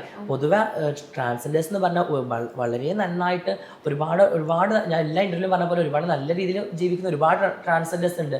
ഇപ്പോൾ ഒരു മുന്തിരി കൊട്ടയിൽ ഉള്ള ഫസ്റ്റ് മുന്തിരി ചെയ്യുന്നതെന്ന് ചോദിച്ചാൽ ആ മുന്തിരി ഫുള്ള് ചെയ്യുന്നതെന്നുള്ള ഒരു ആൾക്കാരെ ഒരു മൈൻഡാണ് മാറേണ്ടത്. അങ്ങനെ ഇല്ല. ഇനി പിന്നെ അവർ പറയും ഓക്കെ ഇന്ന് ഞാൻ ഒരു കാര്യം അവരോട് ചോദിക്കുകയാണെങ്കിൽ ഓക്കെ ഇവർ സ്വന്തം ശരീരം വിട്ടിട്ടാണ് ഇവർ ക്യാഷ് ഉണ്ടാക്കുന്നത്. എങ്കിൽ നിങ്ങൾ അവർക്ക് ജോലി കൊടുക്കൂ, എങ്കിൽ ഒരു നേരത്തെ ഭക്ഷണം നിങ്ങൾ വാങ്ങിച്ചു കൊടുക്കുക, എന്നിട്ട് നിങ്ങൾ സംസാരിക്കുക. അല്ലാണ്ട് അവള് പാലത്തിൻ്റെ അടിയിലാണ്, അല്ലെങ്കിൽ അവള് ലൈംഗിക തൊഴിലാളിയാണ്, അല്ലെങ്കിൽ അവള് മറ്റൊടത്താണ് എന്ന് പറയാണ്ട് അങ്ങനത്തെ ആൾക്കാർക്ക് ഓക്കെ അവൾ ആ പാലത്തിൻ്റെ അടിയിൽ നിൽക്കുകയാണ്, ഒരു നേരത്തെ ഫുഡ് വാങ്ങിച്ചു കൊടുക്കുക, അല്ലെങ്കിൽ ഇന്ന് നീ ഇവിടെ നിൽക്കണ്ട, എന്നാ നിന്റെ ഒരു ദിവസത്തെ നീ കിട്ടാൻ പോകുന്ന എമൗണ്ട് എന്നാ നീ പൊക്കോ എന്ന് പറഞ്ഞ് അതൊക്കെയാണ് നന്മ. അല്ലാണ്ട് ഇത് അവരെ പേഴ്സണലി ഹറാസ് ചെയ്യുന്ന രീതിയിൽ അവരെ വൾഗറായിട്ട് ചിത്രീകരിക്കുക, അവരെ വൾഗറായിട്ട് കുറ്റം പറയുക, കമൻസ് ഇടുക. ഈവൻ ഇപ്പോൾ അങ്ങനത്തെ എല്ലാത്ത ആൾക്കാർക്ക് പോലും അങ്ങനത്തെ കമൻസുകൾ വരാറുണ്ട്. ഈവൻ ഞാൻ കമ്മ്യൂണിറ്റിയുടെ ഒരുപാട് പേര് നേരിടുന്ന വലിയൊരു ക്വസ്റ്റ്യൻ തന്നെയാണ് ഈ സൈബർ അറ്റാക്ക് എന്ന് പറയുന്നത്. അത് വളരെ വലുത് തന്നെയാണ്. എന്തൊക്കെ ധൈര്യമുള്ള ആൾക്കാരാണ്, അല്ലെങ്കിൽ എന്തൊക്കെ ഇതാന്ന് പറഞ്ഞാലും ഈ സൈബർ അറ്റാക്ക് ഒരു നിമിഷമെങ്കിലും നമ്മളെ മൈൻഡ് ഒന്ന് ട്വിസ്റ്റ് ചെയ്യാനുള്ള സംഭവങ്ങൾ ഇവർ കമന്റിലൂടെ നമുക്ക് ഇട്ട് തരുന്നുണ്ട്. ഇല്ലാന്ന് പറഞ്ഞത് അത് കണ്ട് ഞാൻ വിഷമിക്കാറുണ്ട്. എൻ്റെ കമന്റിൽ ഒരുപാട് പേര് വിഷമിച്ചിട്ടുണ്ടാവായിരിക്കും. പക്ഷെ ചിന്താഗതി മാറാൻ ഇനിയും സമയം എടുക്കുമ്പോൾ ഉള്ളൊരു വിഷമമുണ്ട്. കാരണം ഈ ഒരു നൂറ്റാണ്ടിലും ആളുകളുടെ ചിന്താഗതി മാറിയിട്ടില്ല.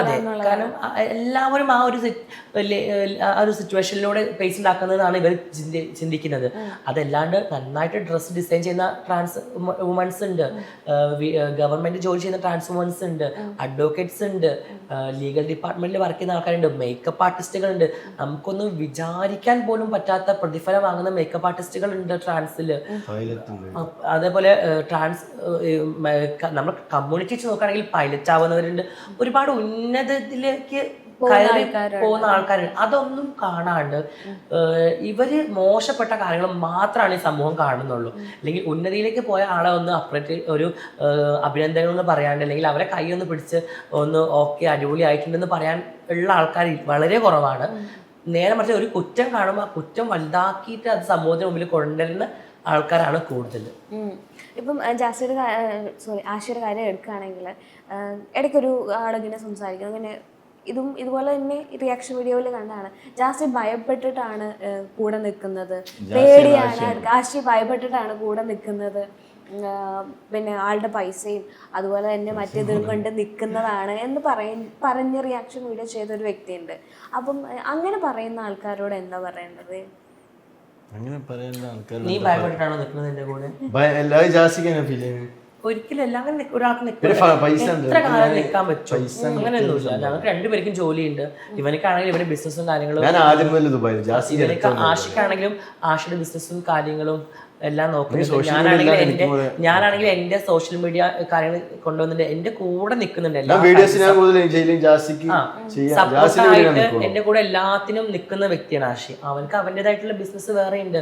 ക്രീം, ഇപ്പൊ ഞങ്ങളൊരു ക്രീം ഇറങ്ങുന്നുണ്ട്, ഞങ്ങളൊരു ബ്യൂട്ടി ക്രീം ഇറങ്ങുന്നുണ്ട്. അപ്പൊ അതിന്റെ ഒക്കെ ബിസിനസ് നോക്കുന്നത് ആഷി തന്നെയാണ്. പിന്നെ ഷോപ്പിന്റെ കാര്യങ്ങൾ ഞങ്ങള് അവിടെയുള്ള നമ്മുടെ ബോസ് അജിഷന്റെ കൂടെ ഇതാക്കിയിട്ടുള്ള അവിടുത്തെ പെർഫ്യൂമിന്റെ ബിസിനസ്സും കാര്യങ്ങളൊക്കെ അത് അവന് നോക്കുന്നുണ്ട്. ഞാൻ എൻ്റെ സോഷ്യൽ മീഡിയ ലൈഫും എൻ്റെ വർക്ക്, എൻ്റെ പ്രൊഫഷൻ, എനിക്കൊരു എയിമുണ്ട്. എനിക്കൊരു സിനിമയിൽ അഭിനയിക്കണം, അല്ലെങ്കിൽ എനിക്ക് നാളെ ഒരു ബിഗ് സ്ക്രീനിൽ എന്നെ കാണണം എന്നാണ് എൻ്റെ ഒരു എയിം. അപ്പം ഞാൻ അതിൻ്റെ ഭാഗമായിട്ട് ഞാൻ ചെയ്യുന്ന കാര്യങ്ങൾ ഞാൻ ചെയ്തുകൊണ്ടിരിക്കുന്നുണ്ട്, അവൻ്റെ കാര്യങ്ങൾ അവൻ ചെയ്തുകൊണ്ടിരിക്കുന്നത്. പിന്നെ പൈസ എന്ന് പറയുന്നത് ഇപ്പം എനിക്കൊരു 10,000 രൂപ കിട്ടി, അത് ഇവൻ്റെ കാശിനായി. എനിക്കൊരു 10,000 രൂപ കിട്ടിയാൽ അത് എൻ്റെ കാശാണ്. അങ്ങനെ രണ്ടുപേരും ഈക്വൽ ആയിട്ടാണ്. ആദ്യം അങ്ങനെ തന്നെയാണ്. ആഷി എന്ന് പറയുമ്പോൾ കുറച്ചും കൂടെ ക്യാഷ് കിട്ടി കഴിഞ്ഞാൽ ആ ക്യാഷ് പെട്ടെന്ന് അങ്ങ് ചെലവാക്കുന്ന ഒരു വ്യക്തിയാണ്. ഞാൻ അടിച്ചുപൊളിയാണ്. ഞാൻ കുറച്ചും കൂടെ ഒക്കെ സേവിങ്സിലേക്ക് പിടിക്കുന്ന വ്യക്തിയാണ്. പിശുക്കി ഞാൻ ഭയങ്കര പിശുക്കിയിട്ടാണ് ചെയ്യുക. സേവിങ്സിലേക്ക് നോക്കും. ആഷി പെട്ടെന്ന് അങ്ങോട്ട് ചെലവാക്കും. കൂടുതലും റൊമാൻറ്റിക് ആരാണ്? ഇത്തയാണോ? എനിക്ക് ഇത്തയാണ് തോന്നുന്നത്. ആദ്യം ആഷിയായിരുന്നു നല്ല റൊമാൻറ്റിക്, ഇപ്പൊ ഞാനായല്ലോ. പിന്നെ ആഷി ബിസി ആയല്ലോ. എല്ലാത്തിനും ഒരു പ്രായമല്ലേ? പ്രായമായെന്നാണ് പറയുന്നത്. പണ്ട് ഭയങ്കര റൊമാൻറ്റിക് ആയിരുന്നു. ഞാൻ കുറച്ചു ഇതായിരുന്നു. ഇപ്പൊ ഞാൻ റൊമാൻറ്റിക് ആണ്. ഇപ്പൊ ആഷ റൊമാൻറ്റിക് കുറച്ചുകൂടെ കുറവാണ്. പക്ഷെ ഇപ്പൊ ഞങ്ങൾ രണ്ടുപേരും ബിസിയാണ്. അതുകൊണ്ട് ഇപ്പൊ രണ്ടുപേരും ടൈമില്ല. ഞങ്ങൾക്ക് വരിക, വീട്ടിലെത്താം, അടുത്ത ഷൂട്ടിങ്ങിനുള്ള ഡ്രസ്സ് പാക്ക് ചെയ്യാൻ പോവുക. ഞങ്ങളുടെ നെയ്ബേഴ്സ് ഒക്കെ പറയും, നിങ്ങൾ ഇന്നലെ ഞാനൊന്നുകൂടെ ഞങ്ങൾ ഷൂട്ടിലായിരുന്നു, ഇനി എന്താ ഉണ്ടാവുക എന്നൊക്കെ അവർ ചോദിക്കും. കാരണം ഞങ്ങൾ ഡെയിലി ഷൂട്ടിന് അങ്ങോട്ട് പോവുക അങ്ങനെയൊക്കെ. എന്തായാലും നിങ്ങൾ ആഗ്രഹിച്ച പോലെ ലൈഫ് ഉണ്ടാവട്ടെ. ഇത്രയും സന്തോഷത്തോടെ ഇതേപോലെ തന്നെ എത്ര നാൾ വേണമെങ്കിലും ലൈഫിൽ പോവാൻ കഴിയട്ടെ, അങ്ങനെ ആശംസിക്കുന്നു. Thank you so much. ഇവിടെ വരാൻ പറ്റിയില്ല, ഒരുപാട് സന്തോഷമുണ്ട്. പ്രത്യേകിച്ച് ഹൈദരിക്കാനെ കുറിച്ച് പറയാന്നുണ്ടെങ്കിൽ ഞാൻ അതുപോലെ എൻ്റെ ഫസ്റ്റ് അല്ല എൻ്റെ ഇന്റർവ്യൂവിൽ മൂന്നാമത്തെ ഇന്റർവ്യൂവിൽ എനിക്ക് നല്ലൊരു പ്ലസ് പോയിന്റ് കുറച്ച് ആൾക്കാർ എന്നെ ഇഷ്ടപ്പെടാൻ തുടങ്ങിയത് ഇക്കാന്റെ ഇന്റർവ്യൂയിലൂടെയാണ്. അപ്പം പെട്ടെന്ന് ഹൈദർഖാൻ ഒരു ഇതിലേക്ക് ഇന്റർവ്യൂവിന് വിളിച്ചപ്പോൾ ഭയങ്കര സന്തോഷമാണ് പെട്ടെന്ന് ഓടി വന്നത്. ഇവിടെ വരാൻ പറ്റിയാലും കാണാൻ പറ്റിയാലും കുറച്ച് നേരം നമ്മളെ വിശേഷങ്ങൾ പങ്കു ചെയ്യാൻ ഒക്കെ പറ്റിയാലും ഒരുപാട് സന്തോഷമുണ്ട്. അതിനൊപ്പം ഞാൻ ഒരു കാര്യം ക്ലിയർ ചെയ്യാണ്. ഞങ്ങളുടെ കമ്മ്യൂണിറ്റിയിൽ ഞാൻ ഒരു അടുത്തൊരു ഇൻ്റർവ്യൂ കൊടുത്തിട്ടുണ്ടായിരുന്നു. അത് എൻ്റെ തരത്തിലുള്ള കാര്യങ്ങളാണ് ഞാൻ പറഞ്ഞത്. ഒരിക്കലും കമ്മ്യൂണിറ്റിയിലുള്ള ആൾക്കാരെ കുറിച്ചിട്ടല്ല ഞാൻ പറഞ്ഞത്. അത് എൻ്റെ കമ്മ്യൂണിറ്റിയിലോ എന്നെ ഇഷ്ടപ്പെടുന്ന ആർക്കെങ്കിലും എന്തെങ്കിലും മനസ്സിൽ വിഷമമുണ്ടെങ്കിൽ സോറി, ഞാൻ എൻ്റെ ഒരു തോട്ട്സ് ഓഫ് മൈൻഡിലുള്ളത് കാര്യം പറഞ്ഞത്. അത് കമ്മ്യൂണിറ്റി പെട്ട എൻ്റെ സുഹൃത്തുക്കൾക്ക്, എൻ്റെ സുന്ദരി കുട്ടികൾക്ക് എന്തെങ്കിലും പ്രശ്നം ഉണ്ടായിട്ടുണ്ടെങ്കിൽ സോറി. അല്ല, ഇതെന്തായിരുന്നു സംഭവം? അത് ഞാൻ എന്തോ പറഞ്ഞത് കമ്മ്യൂണിറ്റീനെ ലൈക്ക് എന്തോ ഇങ്ങനെ പറഞ്ഞിട്ടുണ്ടായിരുന്നു, ഒരു ഇന്റർവ്യൂവിൽ പറഞ്ഞ സംഭവമാണ്. അപ്പൊ അത് കമ്മ്യൂണിറ്റിന്റെ ഇടയിൽ ഒരു വലിയ ചർച്ചയായിട്ട് മാറി എന്ന് ഞാൻ അറിഞ്ഞു. ഗ്രൂപ്പുകളിലൊക്കെ വലിയ ചർച്ചയായിട്ട് വരുന്നുണ്ട് അങ്ങനെയൊക്കെ. അപ്പോൾ ഞാനത് എൻ്റെ പേഴ്സണൽ ഞാൻ പലപ്പോഴും കേട്ടിട്ടുണ്ട്, നിങ്ങളുടെ കമ്മ്യൂണിറ്റിയിലുള്ള ആൾക്കാർ തന്നെ നിങ്ങളെ നെഗറ്റീവ് പറയുന്നു, സപ്പോർട്ടീവ് അല്ല, അങ്ങോട്ടും ഇങ്ങോട്ടും ഫൈറ്റ് ആണ്. ഒരാൾ ഭയങ്കര സുന്ദരി, ഒരു കാര്യത്തിലാണ് ക്ലിയറൻസ് കൊടുത്തത്. അപ്പൊ ഞാൻ പറഞ്ഞത് എൻ്റെ തോട്ടാണല്ലോ, എൻ്റെ ഒരു തോട്ട് ഓഫ് വ്യൂവിലുള്ള കാര്യം ഞാൻ പറഞ്ഞത്. അത് മറ്റുള്ള കമ്മ്യൂണിറ്റികൾക്ക് വിഷമം വന്നിട്ടുണ്ടെങ്കിൽ സോറി കേട്ടോ. ഞാൻ അങ്ങനെ ചെയ്യുന്ന ആൾക്കാരോട് മാത്രമാണ് പറഞ്ഞത്. Thank you.